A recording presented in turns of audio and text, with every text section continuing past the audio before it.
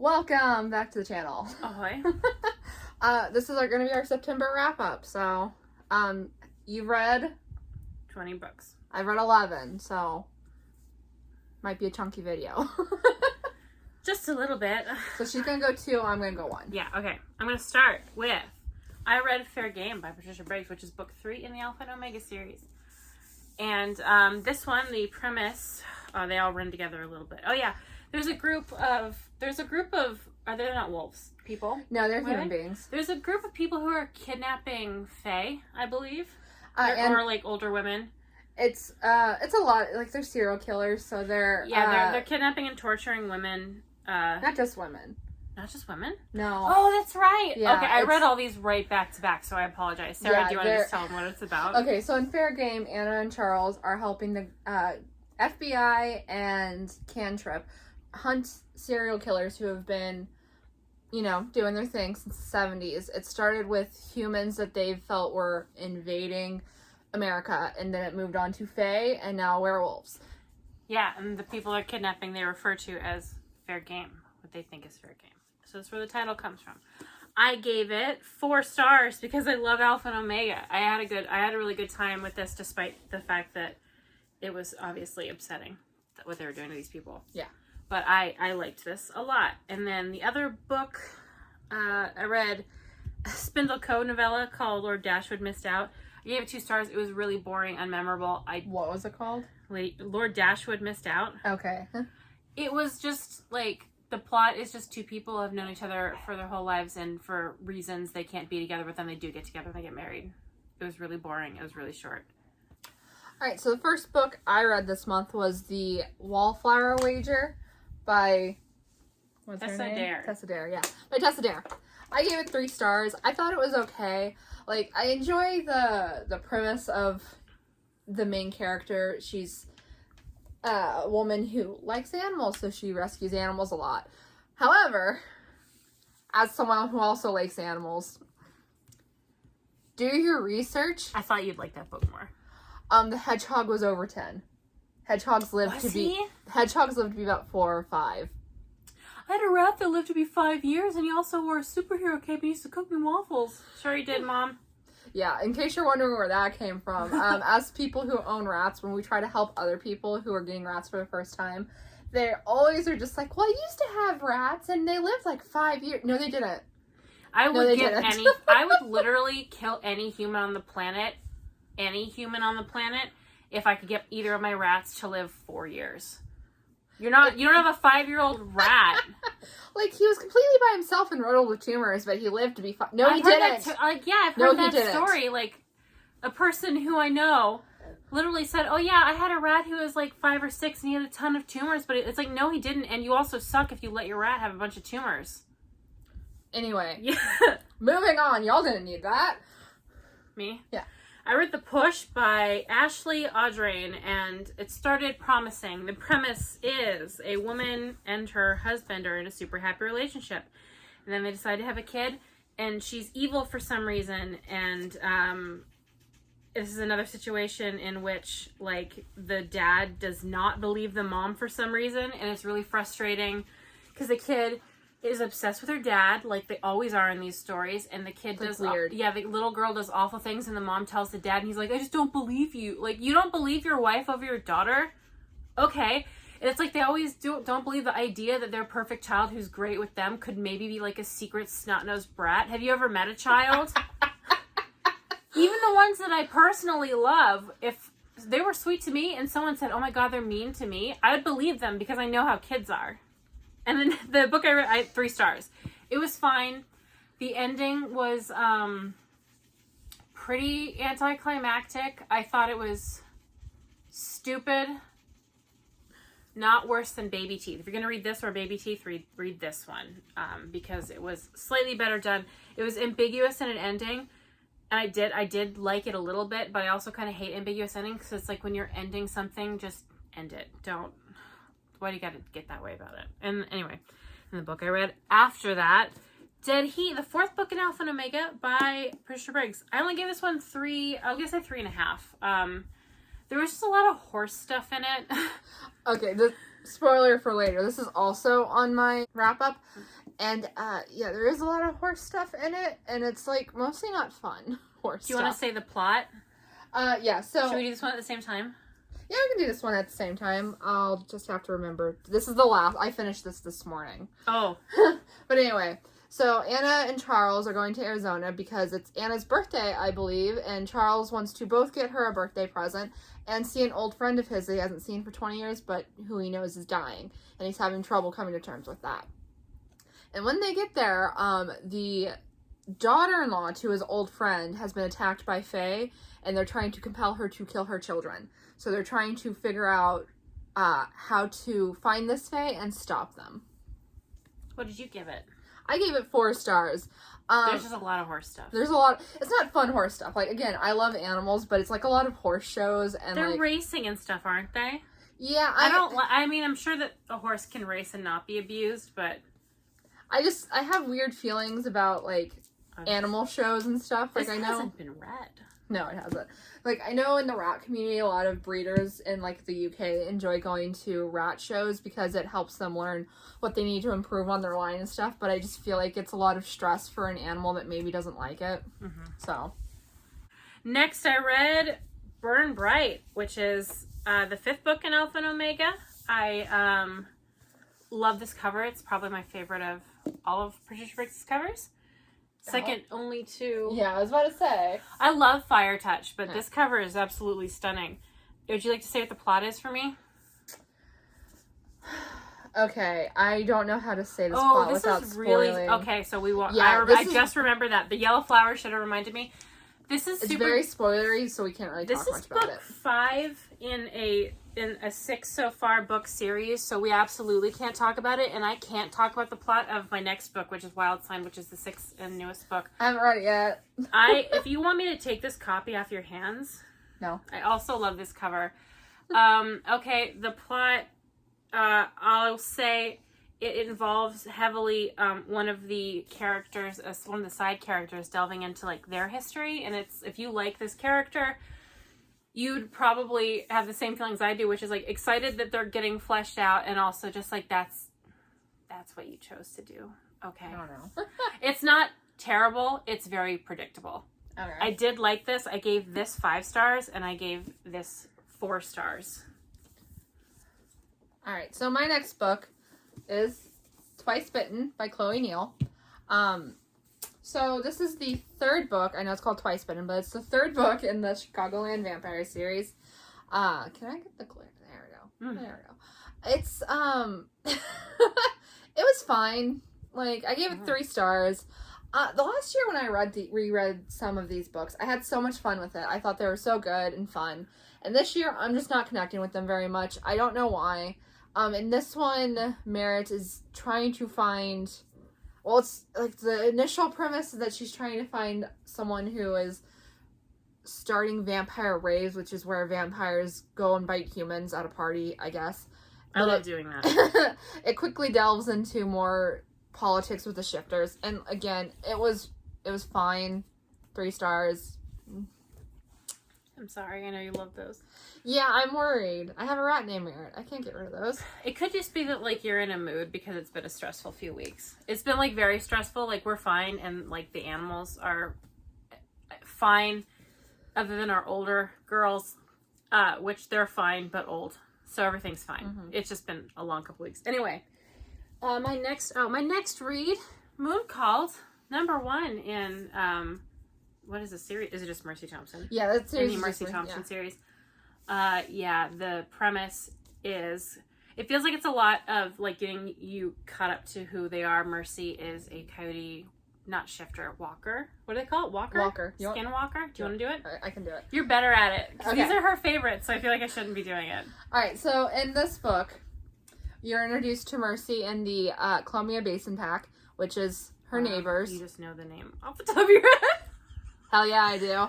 But anyway, it's about Mercy and the Columbia Basin Pack. And in this book, it starts off with a werewolf who is not only freshly changed, but new to town, coming up to her in her garage and basically asking for a job, but she also wants to give him some help because she can tell he needs it. and she discovers that he had been kidnapped and forcibly changed into a werewolf, and it's her and Adam getting involved in trying to figure out why that was. Adam is the alpha. Yes, of the Columbia Basin pack. She's not really a part of the pack because she's a coyote, and it doesn't really count, but it does also count a little bit because, and it happens pretty early. That's early, right? Yeah. So I can say that? Yeah. Adam claims her as his mate, so she would be safe. So she's part of the pack, sort of, but not really. Yes. And that does factor in. They do stuff with that. I appreciate that. Other book. I have Harley Quinn, Black, White, and Red by various artists and authors. It's just a whole bunch of fun Harley Quinn short stories going through the year. Like, the last few are Christmas/Hanukkah because Harley's Jewish, and I loved it. The art in here, it's obviously because it's a bunch of short stories by different people, it's hit and miss, but the hits are really good. And the art is absolutely stunning. Like, it's all black, white, and red, obviously, and yeah, it's just, I don't know how well, but like, oh, good. It's good. Good soup. I highly recommend this. I gave Moon called 3 stars. I gave this 4 stars. All right, so next I read Sunshine by Robin McKinley. So if you saw our favorites book video from like a few weeks ago, this was on there, and I hadn't read it for a while, so I thought I should actually read it if I'm going to claim it's one of my favorite books. And while it did hit all of my like little nostalgia endorphins, I only gave it 3 stars because it is so slow in some parts that it's really hard to forgive, and I just can't get over the yeah, there's tape down here because my copy came damaged. But I also can't get over the feeling that this should have been much more than one book. It's left so open-ended that it's not satisfying. Have you checked up to see if there's more? There's not. Really? Yeah. That kind of sucks. Yeah, this came out a long time ago. I read. You had me read that when we were still in high school, huh? I think this came out. Well, tell me. 2003. Oh, Was it the first edition? Was it? Wait, it's Berkeley? Oh, it's Berkeley. Berkeley does like romance now, like cartoon cover romance. Wow. Dang. All right. Oh, me? Yeah. Okay, next I read Batman and Robin Volume 1, Born to Kill. I don't have... It's in the mail. I don't have it yet. I'm really upset that I don't have it. But yeah, it's part 1 in the New 52 by Peter J. Tomasi. He is really good with Damian Wayne. That's we're dealing with Bruce Wayne Batman, Damian Wayne Robin. It's like Damian and Bruce like kind of learning to work together, and he was raised by Talia al Ghul, who is in the League of Shadows. Is it League of Shadows? Not League of Assassins. I think it's League of Shadows. I should know that. Her father is Ra's al Ghul, who is super evil and not in his right mind because every time he's too old or he dies, he gets thrown into something called the Lazarus Pit, and he comes out stronger and eviler and with even less of his marbles. And Talia raised Damian to be a little killer, and if you don't know this, Bruce is very against killing. So it's Damian kind of learning to not murder people and to not hate himself for how he is. He's a little boy, and he just has a lot to deal with. And I loved this one. I think I gave it 4 stars. And the other one I read, Batman, the Man Who Laughs, which is about Joker. 2 stars. Oh. Very unmemorable. Just the Joker is up to shenanigans. That's all it is. It's just, I was bored. It was really short. I don't have it. I'm not going to get it. I do, like, I understand that the Joker's a whole thing with the Batman fandom, but... This is one of the most famous books. I don't get why. Alright, so next, I read Gideon the Ninth. Look at those. Show the pages. Oh. Yes. Beautiful. Would you like to explain what it's about? Yeah. Okay. Gideon is a lesbian necromancer in space, and she has... It's really hard to explain, like, the rules, so I'll be very simple about it. She's like the bodyguard, basically, of a girl named Harrow, who is a snotty, mean-spirited, very pained young lady who has a lot of issues, and she's the snarky person who keeps her safe. And this book is so complicated with the mythology. Yeah. So basically, I can't really probably explain it, but yeah, it's the necromancy over like bones specifically. It's really cool. Yeah. I gave it 4 stars. I liked it pretty well. I had some pretty big issues with it though. Like, I do feel like there was far too many characters that were just thrown at you at once, and I straight up didn't keep track of them. I didn't bother. It's very tough. I had that same problem too, like with this one. You really have to pay attention and to for me, everything. it was too much politics, not enough personal stuff. Well, yeah, the second book is pretty similar, but there's definitely a lot of, like, personal stuff in it. Oh, no. Yeah, the next book I read is Batman the Dark Prince Charming by Enrico Marni? I don't know that writer. I don't think he writes a lot of Batman, because I don't know the name. I gave it 2 stars. It was... Okay, the premise is Bruce Wayne might have a daughter. Like, some lady comes to her looking for money with someone who she says is his daughter, and it flashes back to 9 years before, where he's in a bar and she's working in the bar, and they have like a one-night stand, and the mom gets killed by the Joker, and the Joker kidnaps the girl, and that's pretty much it. Harley is super out of character. The Joker's a little weird. I can't really, I would say it would be spoilery if I said more stuff, but I didn't love it. I could see other people loving it. I didn't, because I thought the ending was really stupid, and the idea that the Joker could care about, like, anyone is a little too much for me to believe. So, yeah. Oh, God. And the next book after that I read is A Lady by Midnight, the 3rd book in the Spindle Code series by Tessa Dare. It took me so long to finish this book because I was so bored. This is another one. They can't be together for reasons that aren't real. The girl doesn't have a family. She was an orphan. She doesn't know where she came from. These people show up claiming her, and they're very rich, and they're just like, we're going to give you everything you never had, and it seems too good to be true, and it turns out it just is true. And the guy feels like he's unworthy of her because he's grumpy, and, like, I was so bored. 2 stars. Alright, so the next book I read, I'm going to steal from her shelf. Oh, oops, didn't I grab it? Frostburn by Patricia Briggs. I gave this 5 stars. It's one of my favorites in this series. It's Mercy Thompson book, I think... 7. 7? Okay, book 7. And this one is about, while Mercy and her stepdaughter Jessie are out Black Friday shopping. I love that. They do Black Friday shopping. Yeah. While they're out Black Friday shopping, the entire pack is kidnapped. And what? That sounds awesome. And Mercy needs to find them and figure out why. Oh my god. There's a whole pack kidnapped. Carefully. I gave Adam too? Yeah. Jesus, why wasn't he Black Friday shopping with his family? Oh, werewolves can't go Black Friday shopping? Anyway, I gave it 5 stars. This is one of my favorites. That's so funny. Why? I'm so bored reading them right now, and I got that on my shelf? Yeah. Ugh. That sucks. I was so bored of Bloodbound. We'll get to that later. Now, I reread Batman, Death of the Family by various writers, but mostly Scott Snyder. Right, so the premise is basically Joker comes back into town to cause some problems, as you can probably guess. He kidnaps the entire Bat family and makes them think that he cut their faces off, and it's really good. It's really awesome if you like Batman. I think you can, honestly, you could probably read this without reading the other stuff in the New 52 as long as you have like a pretty basic understanding of who the Bat family is, because otherwise you won't really care about the stakes or anything. But like, I think I could give this to Sarah and she'd get something out of it, and she only knows what I've forced upon her. I know more than someone who's never read a Batman comic should know. Ooh, yeah, this volume has a lot of good stuff. And oh, there's a Catwoman in here in Suicide Squad.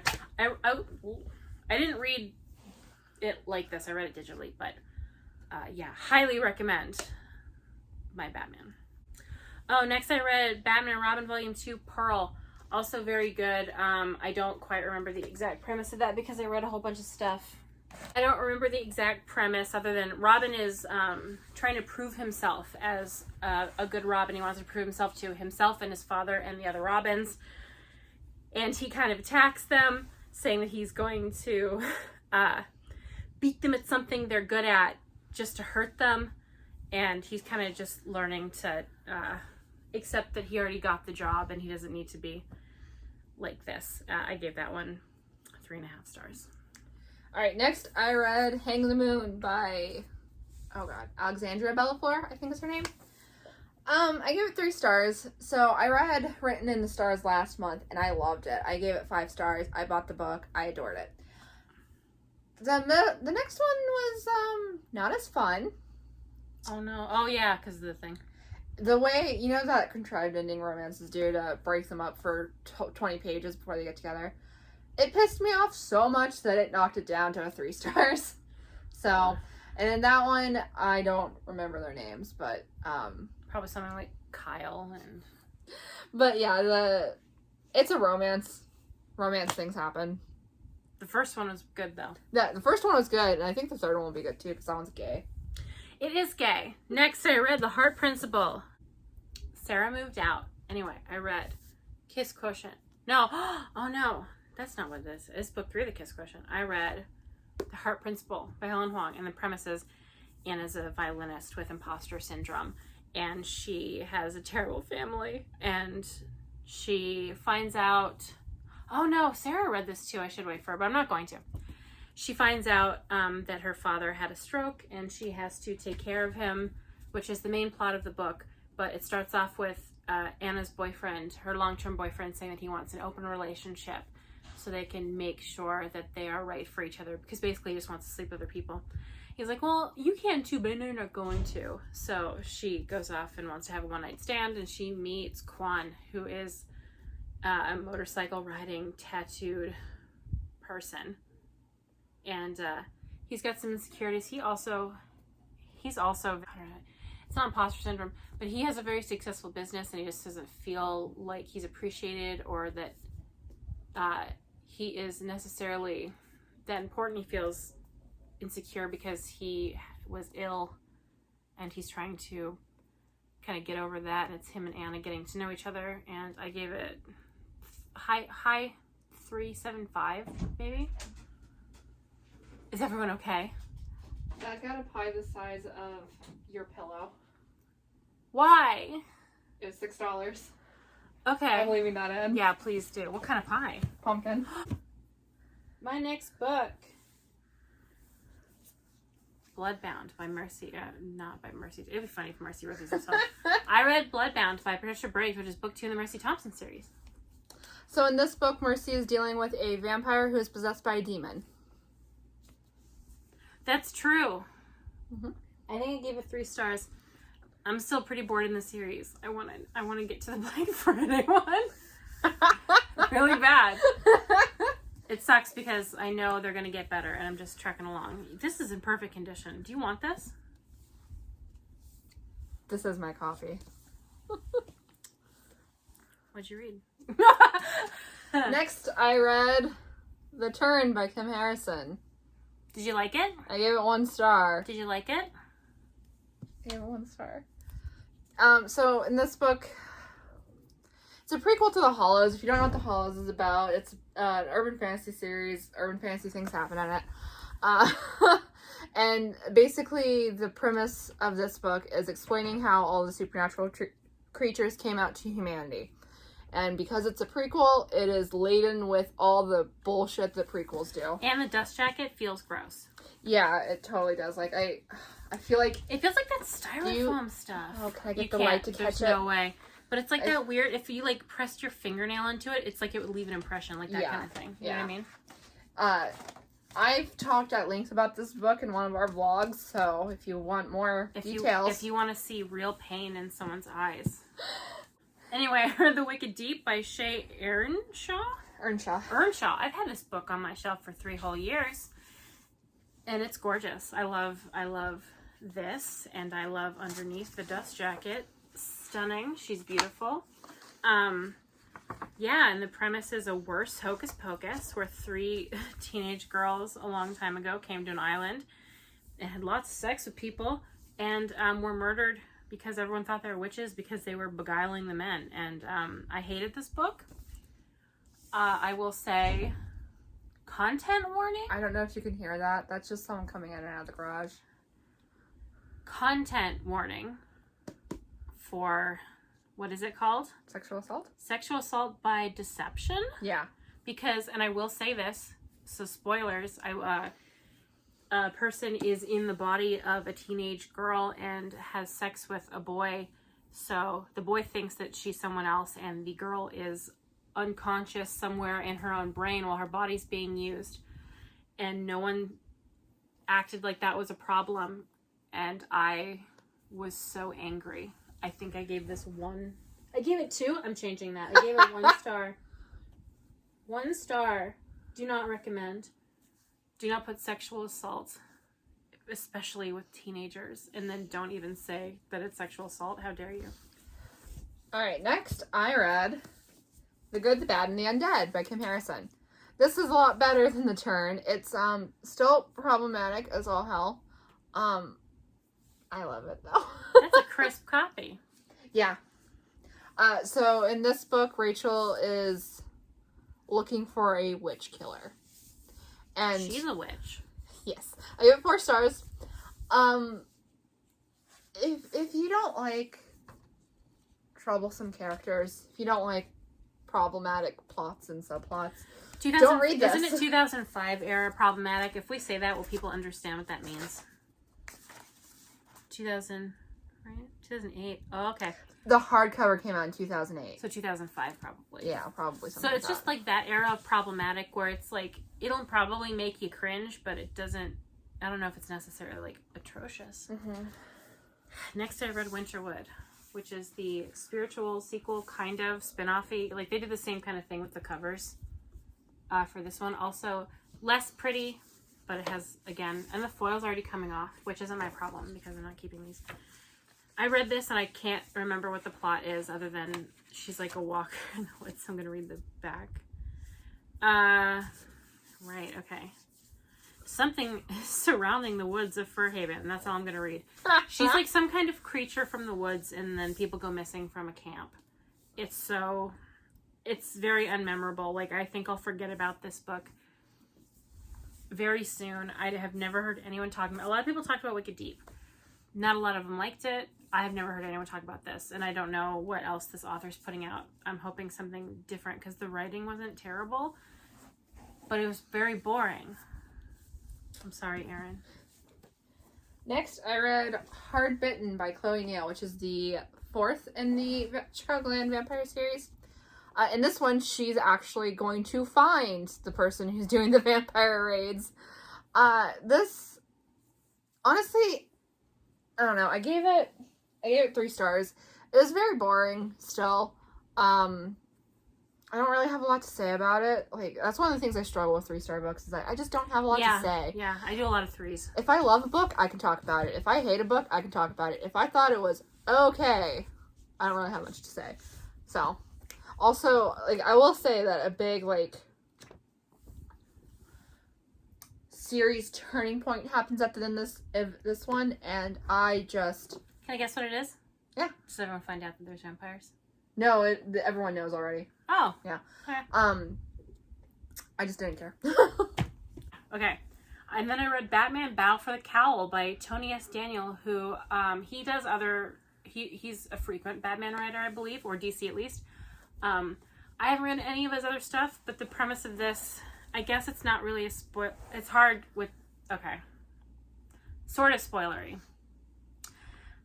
Batman sort of dies in the Final Crisis. He doesn't really die. They think he's dead. He actually just got sent to the Dawn of Time. So everyone thinks he's dead, and obviously Batman's gone, so we need a new Batman, and there's like a battle for the cowl where people are, it's mainly, spoilers, Jason Todd versus Tim Drake, no one's favorite Robin. No, Nightwing! Everyone's favorite Robin. It's them against each other, kind of, and it's just them kind of deciding who is going to be Batman. And I think this is a lead up to Grant Morrison's Batman and Robin run, which is Dick and Damian as Batman and Robin. And I bought that, so I'll tell you how that is. But I gave it 3 stars. It was all right. Not necessary to read. If it's Batman is really complicated.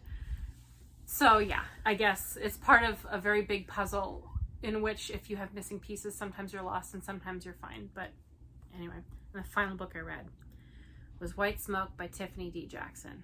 And I thought I was going to love this book because it was touted as Get Out meets Hill House, and it was neither of those things. And I liked her other book that I read, Grown, and this writing didn't feel like her. Like every character kept saying dude and hella, and it was really weird. She only talks about weed. What I can't get over is that it feels like she didn't want her to be addicted to something like Real. More harsher than weed.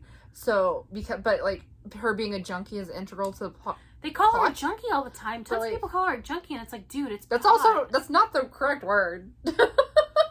When you are like addicted to pot, what are you? Just an addict, right? Like, no, but like it felt like she wanted her to be addicted to something, but she also needed it to be something she could make herself. Something that redeemable. Wasn't that, and then like because she had like a secret garden where she was growing pot, and that was like a little bit of part of the plot, and like you can't grow Percocet. She also did Percocet, but it barely gets mentioned. She OD'd, but it's like you almost never mention that. You only, every single page is how much she wants to smoke a blunt, and it's like, girl, I appreciate that you have a struggle, but does it have to be every single page? Every page. I didn't like this book. I will read more from this author because I liked Grown so much, but this book wasn't scary, and it wasn't very good, and I didn't like any of the characters. Alright, so the final book, we're ending on a high note, guys, because the last book on my list is Night Broken by Patricia Briggs. Ooh. This is also one of my favorites. I gave it 5 stars, and in this one, Mercy and the pack are dealing with Adam's ex-wife and her stalker, who turns out to be a volcano god. I hate when that happens. I adore this book so much. It's so much fun, especially like Mercy and Adam's ex-wife don't get along at all, but it's not in a catty way. Like, his ex-wife is a terrible, manipulative, abusive human being, honestly, but Mercy just doesn't get catty with her. She's just very calm about it. Like, internally she's struggling, but externally she is a mature adult about it, and it's really nice to see this kind of thing as opposed to what most books would do with the ex and the wife. Yeah, it would probably be like Adam not believing Mercy when the wife did something terrible and like for no reason. I hate that kind of stuff. Yeah, like that doesn't happen at all. So I really enjoyed that, and also just the premise is kind of fun. A volcano god? Just kind of fun. Solid cover. Yeah, definitely solid cover. So that is our September wrap-up. I hope you enjoyed this. Yeah. Goodbye. Goodbye.